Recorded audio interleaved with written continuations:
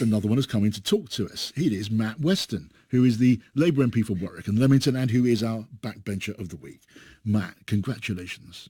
Good morning, John. You must be thank you feeling very much for warm having me at in the this studio. moment. It's great to have you in and to do you that honour of making you our Backbencher of the Week because, well, you've earned it because you've agreed to come in. And that's more than enough to fill this part of the show. Matt, It's a privilege. you really never expected to be a Member of Parliament, did you? I mean, you had a perfectly good career going on in the motor industry, if that's correct. And you must feel now like a lottery winner for socialism, or was it a horrible, nasty shock? Well, just to clarify on the point there, I actually left the industry about 10 years ago. And I was working as a county councillor up until I still remain actually as a county councillor. So I was county councillor for 4 years, and then 5 weeks before election day, I was selected to be the candidate for the Labour Party. Yeah, yeah. And you were what on the target list of your party? 100 and what was it? Do you know? I don't even know that. I just put my head down and got on with the job. Yeah. And yeah, we had 4.5 weeks in reality.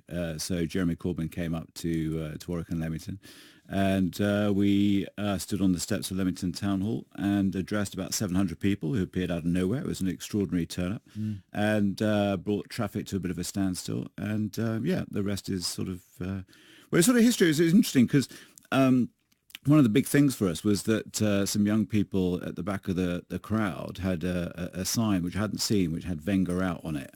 And given this is Radio 5 Live, and I hadn't realised they were there. Yeah. And I introduced Jeremy Corbyn as being a bit of a gooner, a fellow gooner, Arsenal fan like myself. And lo and behold, the crowd sort of signalled that there was this sign behind us, Wenger out. So anyway, it sort of descended into a bit of a football talk on football as much about politics. Is Jeremy Corbyn a proper football fan? Oh, serious? Yeah. A real Arsenal fan? Yeah. Yeah. Yeah. Yeah. Yeah, no, he is. I mean, I think he might even be a season ticket. I'm not sure, but he does. Just we're used to politicians pretending to be football fans, but they're nothing really. He really is. And you testify that he's. Well, I think he knows. If you showed him the shirt, he wouldn't confuse Burnley and West Ham and Aston Villa like certain other people. Okay, I'll tell you what. We're going to do the bit that we now do at this part of each show. I'm going to just ask you a few questions, all of them very, very harmless, nothing but fun, and all you have to do is answer them with absolute frankness, not to seek to evade any of them, and to do so in the space of a very few seconds. So I'm going to ask the Speaker of the House of Commons to get us going. Order! Order! Order! Matt Weston. So Matt Weston, you've just told us you're an Arsenal fan. You told us snapped in a photo with an Arsene Wenger out poster in the background, but you weren't campaigning to get him out. You are, in fact, a Wenger fan. That's right, isn't it? That's very true. Do you claim to be a Jeremy Corbyn fan? Yes, I do. Are you a fair weather Jeremy Corbyn fan? No. Really? No. You'll stick with him. And so if and when his popularity plummets, you'll be right there in the last ditch with Jeremy. I am a fan of the Labour Party and about a campaign and movement for social justice, and Jeremy Corbyn is the person who is speaking that language and leading us and actually changing the narrative in this country. Yeah, okay, well, there you are, a statement of faith and devotion, which Jeremy can quote back if he ever needs to. He's a very good man. And you are a real Arsenal fan. Yes. Are you, Matt? You've never wavered, or worse, walked away. I have wavered, and back in the eons of time, I did waver after losing to Huddersfield. I think it was in the FA Cup semi-final. Okay, so you're a real devoted football fan who walked away from your club. For how long I did was you walk very away young, from your John. I was very young, and I was impressionable, and that's how I arrived with Stoke City for a couple of years. You went from Arsenal to Stoke City. It's unexplainable. There's a kind of it credibility. Really is, and I apologise. I mean, I did like Stoke, and they were going through a glorious period at the time. So Gordon Banks and others, but no, there's something. It was an error. Something forgivable about going from Arsenal to Stoke City. If you do it the reverse, then that's another matter. It's true, is that you campaigned for compulsory seatbelts in cars when you were 13 years old? I did. Yes. Why? I think it had something to do with my parents not being great drivers. Okay. Unrelated question. Have you ever been prosecuted for speeding? Yes. Is there anything ironic about this, or is that just me? No, there is nothing ironic about that. It's a terrible blight on my past, but I was served with a great many points and ended up going to France to work for a couple of years. It was a bit safer there. Okay, well, at least you're honest about that. Are you honest about this? Snog, marry, avoid. You know how this goes? I do, yes. Okay, so Matt, you are quite rightly a believer in women's equality. What about women's superiority? Snog, marry, avoid Wonder Woman. I can't say marry because I'm going to get married next year. So say snog. It's I'm not sure the real world. She'll forgive me. I'm not sure that's even better, to be honest. But are you about the right vintage for this one? Princess Leia. I would probably go snog again if that's okay. Can I do that? You're pretty promiscuous. Well, what about you love baking apparently? I know you like baking, don't you? Nigella Lawson. What was it? Avoid? Snog, marry, avoid. Possibly avoid, I'm afraid. Okay, I can't answer for the answers. I just ask the questions. You love baking, don't you? I do enjoy baking, yes. Nigella Lawson.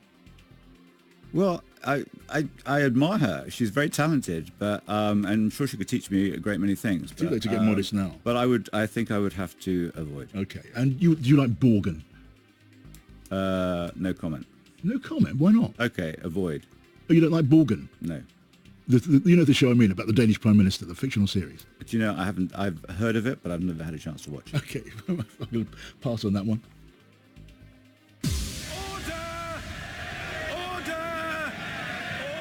Okay, Matt, you joined in with that. That was a bit of a laugh, and you haven't watched Borgen. That makes you almost unique among parliamentarians on your side of the house. No, it is. I'm a big fan of anything Scandinavian, but sadly not had a chance to get into it. Yeah, I'm told it's very good. I haven't really got into it either. For the last few moments of the show, let's have a look ahead to what's coming up this week, because a lot is coming up this week. Kate and Sebastian and Matt. We've got a big dust-up on Tuesday again on the Brexit bill. Dominic, who was on the show earlier on, Dominic Grieve, is going to be having a go on one or two things. Do you think, guys, that the government has much to fear?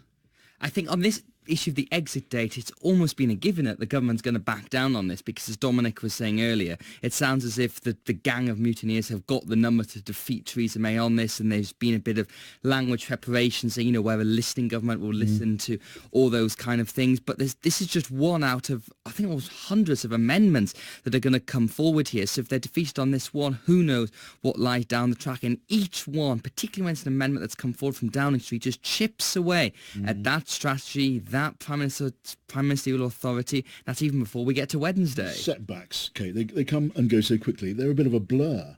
By the normal rules of politics, if the Prime Minister announces with an enormous flourish of trumpets that we're going to have the date of Brexit in the bill, puts her name to it, signs it, waves the piece of paper all around, then a couple of weeks later rubs it out again, that would be a mortal blow to a Prime Minister in normal times. But I know nothing is normal anymore. Well, nothing's normal, quite. And actually, I think it shows you the dangers of playing politics with something like the Brexit bill, because, of course, putting this amendment into the bill in itself was a piece of politics designed to please Brexiteers on her own backbenchers.